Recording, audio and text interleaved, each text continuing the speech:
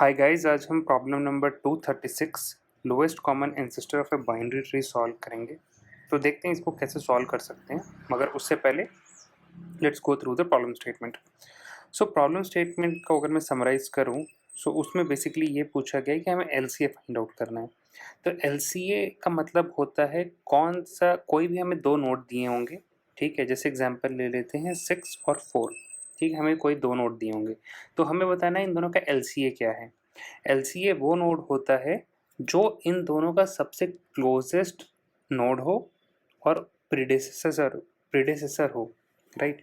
सो अगर इन दोनों को अगर आप देखोगे तो इन दोनों के लिए सबसे कॉमन, सबसे पास में प्रीडिसेसर कौन सा है। तो अगर देखेंगे तो 6 का प्रीडिसेसर तो 5 है, राइट। बट 4 का प्रीडिसेसर कौन ऐसा, 4 से रिलेटेड कौन सा ऐसा नोड है जो 6 का भी प्रीडिसेसर हो। तो अगर हम वो ऊपर आएंगे तो देखेंगे कि वो 5 ही है, राइट। सो इस केस में अपना एलसीए हो जाएगा 5, राइट। सो ये एक एग्जाम्पल है। सिमिलरली अगर हम लोग देखें और कौन से एग्जाम्पल हो सकते हैं, राइट। सो अगर हम देखें कि 7 और 0, तो इन दोनों का प्रीडिसेसर अगर हम देखेंगे तो प्रीडिसेसर आएगा 3। 3 इसलिए है क्योंकि वो नोड जो इन दोनों के लिए कॉमन पेरेंट की तरह बिहेव कर रहा है और सबसे नियरेस्ट वो हो, करेक्ट। तो वो 3 ही होगा। और एक एग्जाम्पल देख लेते हैं। एक एग्जाम्पल 6 और 7 का देख लेते हैं, ठीक है। तो 6 और 7 के केस में भी हमारा ऐसा नोड जो इन दोनों का पेरेंट टाइप हो, यानी कि प्रेडिसेसर हो और सबसे पास हो। तो ऐसे तो इसका प्रेडिसेसर 3 भी है, राइट।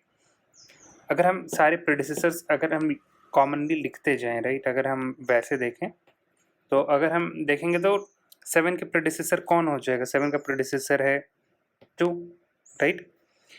5 3, ये हो गया 2 5 3, करेक्ट। 6, तो ये अपना 7 का हो गया, ठीक है। 7 के प्रेडिसेसर, 6 के प्रेडिसेसर कौन कौन से हैं। तो 6 का अगर आप देखोगे 6 का 5 3, 6 का क्या हो गया 5 3। तो कौन सा ऐसा नोड है जो इन दोनों के लिए कॉमन आ रहा है, तो वो आ रहा है 5, राइट। कि ऊपर अगर हम जाते जाएंगे उस नोड से, अगर हम ऊपर पेरेंट ढूंढते जाएंगे तो कौन सा ऐसा नोड है जो दोनों के लिए कॉमन पेरेंट की तरह बिहेव कर रहा है, तो वो अपना हो जाता है लोएस्ट कॉमन एंसेस्टर। क्योंकि ऐसे तो 3 भी है, राइट। 3 भी दोनों का प्रेडिसेसर है, लेकिन 3 क्या नियरेस्ट है, नहीं। नियरेस्ट सबसे कौन सा है 5।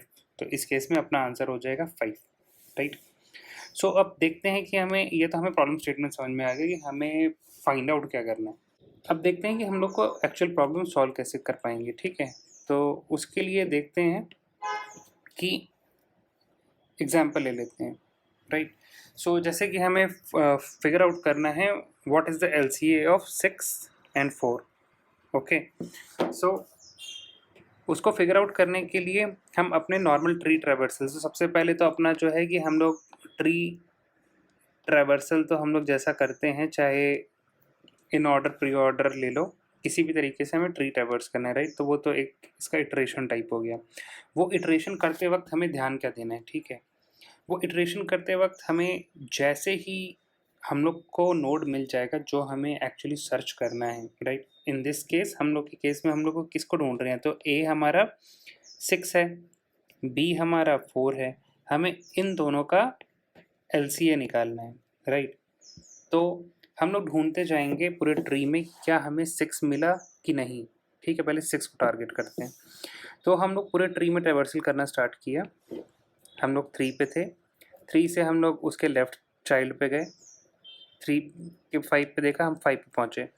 हमने 5 पे देखा क्या 5 की वैल्यू वो वैल्यू है जो हम ढूंढ रहे हैं, तो वो तो नहीं है। तो हम लोग और उसके लेफ्ट चाइल्ड में जाएंगे। हम लेफ्ट में गए तो हमें मिला 6।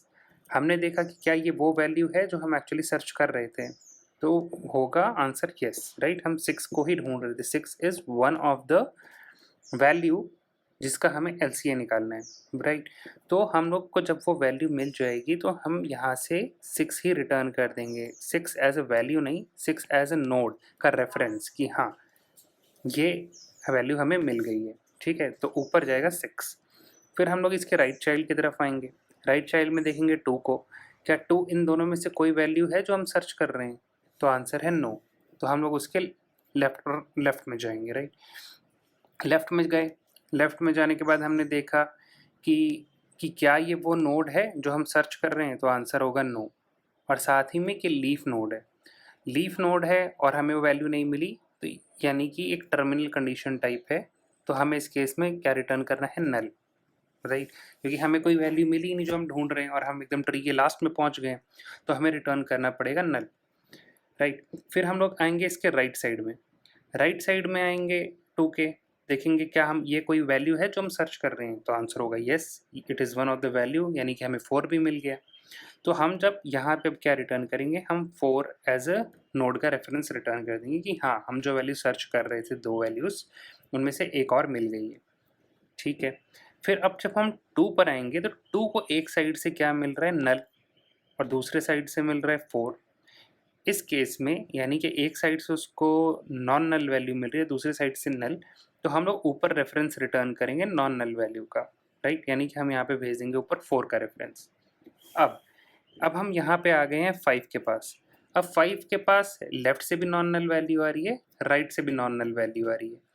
तो यानी कि ये एक ऐसा नोड है जिसको दोनों तरफ से नॉन नल वैल्यू मिल रही है, यानी कि उसको लेफ्ट और राइट चाइल्ड, यानी कि लेफ्ट सब ट्री और राइट सब ट्री दोनों तरफ से वैल्यूज मिल रही है जो हमें सर्च करनी है। तो यानी कि ये अपना नोड जो है वो LCA हो जाएगा। तो इसके ऊपर जो अपना फ्लो वापस जाएगा, तो हम लोग यहाँ पे इस नोड को ही रिटर्न कर देंगे क्योंकि ये अपना फाइनल आंसर होगा जो कि है LCA, राइट। तो हम लोगों ने यहाँ पे 5 रिटर्न कर दिया, ओके। अब 3 के हम लोग राइट में जाएंगे, राइट में गए, क्या 1 वो वैल्यू है जो हम सर्च कर रहे हैं? आंसर है नो। फिर हम इसके लेफ्ट में जाएंगे, 0 0 लीफ नोड हो गया तो ये रिटर्न करेगा नल, राइट। फिर हम 8 पे आएंगे, क्या 8 वो वैल्यू है जो हम सर्च कर रहे हैं? नो। और 8 अब इसके बाद लीफ नोड हो गया तो ये भी नल रिटर्न कर देगा, राइट। फिर हम 1 पे आएंगे, अब 1 का लेफ्ट भी रिटर्न नल कर रहा है, राइट भी नल रिटर्न कर रहा है, तो ये रिटर्न करेगा नल, ओके। अब 3 के केस में एक तरफ से इसकी नॉन नल वैल्यू आ रही है, यानी कि 5 का रेफरेंस आ रहा है, और दूसरी तरफ से आ रहा है नल, तो ये आंसर ऊपर रिटर्न करेगा 5, राइट। जो भी नॉन नल है लेफ्ट और राइट में वो वैल्यू ऊपर रिटर्न करेगा।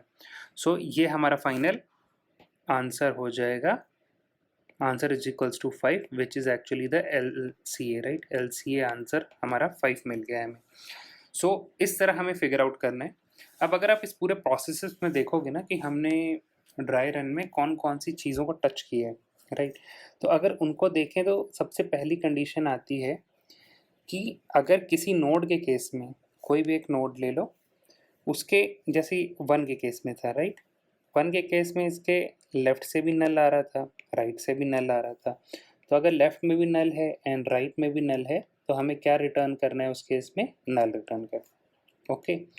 दूसरा केस क्या था कि अगर एक तरफ से नल आ रहा है और दूसरी तरफ से नॉन नल आ रहा है, तो जो भी नॉन नल वैल्यू है हमें वो रिटर्न कर देना है, ओके। और तीसरा केस वो था जिसमें हमें दोनों तरफ से नॉन नल मिल रही है, राइट।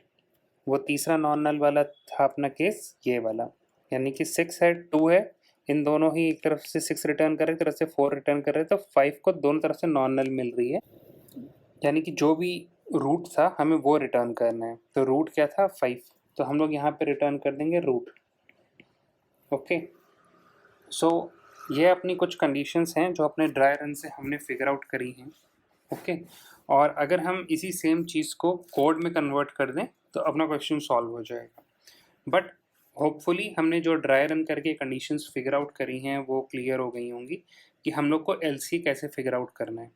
सो LCA फिगर आउट करने के लिए यही है कि जब भी हमें दो तरफ से नॉन नल वैल्यू मिलेंगी किसी भी रूट के लिए, वही रूट अपना LCA बन जाएगा, करेक्ट। तो हमें बस इसी को फोकस करते हुए कोड लिखने का ट्राई करना है। So let's see that now guys, जो हमने अभी डिस्कस किया है बस अब उसे हमें कोड में कन्वर्ट करना है। सो सेम वही चीज़ हम लोग रिपीट करते हैं, ओके। सो सबसे पहले हमारी बेस कंडीशन एक क्या होगी कि अगर हमारा रूट नल है तो उस केस में हमें नल ही रिटर्न कर देना है, क्योंकि जब रूट ही नल है तो हमें और कोई सोल्यूशन मिलेगा नहीं ट्री में, राइट। अब हमारी पहली कंडीशन क्या थी कि अगर हमें वैल्यू सर्च करनी है, राइट, इस केस में हमें तो p सर्च करना है या तो q सर्च करना है। अभी यानी कि हम किसी भी रूट पे अगर हैं, किसी भी नोड पर हैं, राइट, और उसकी वैल्यू या तो p के बराबर है या तो q के बराबर है, राइट, तो उस केस में हमें रूट रिटर्न कर देना है। यानी कि अभी जो नोड है, यानी कि जैसे कि हम 6 पे पहुंचे थे, अगर 6 वो वैल्यू जो हम सर्च कर रहे हैं तो उस केस में हमें 6 को ही रिटर्न कर देना है, राइट, तो वो हमने कर दिया।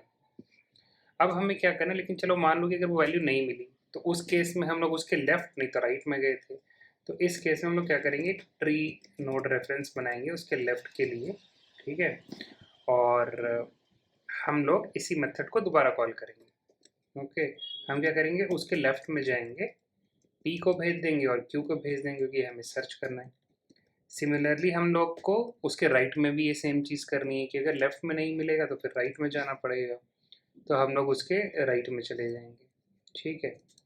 अब इसके बाद जो हमने कंडीशंस डिस्कस करी थी, हमें बस वो राइट डाउन करनी है।